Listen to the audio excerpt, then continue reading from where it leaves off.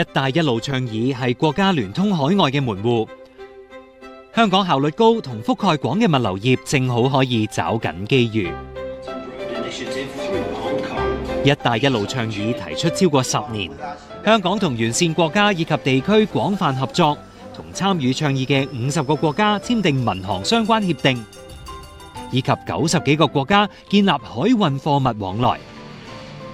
舊年喺香港舉行嘅一帶一路鐵路論壇，唔同國家同地區嘅官員、專才等聚首，就鐵路喺一帶一路倡議下所扮演嘅角色進行交流。國泰航空今年4月開通直航烏魯木齊航班。烏魯木齊面對中亞，唔單止可以將香港聯通內陸，更加可以做到跨洲，以至將香港嘅視野帶到一帶一路沿線嘅地方，帶領成個航空貨運業更上一層樓。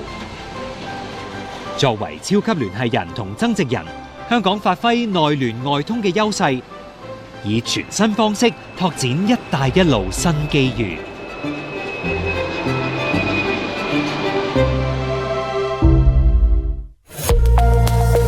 融入國家發展，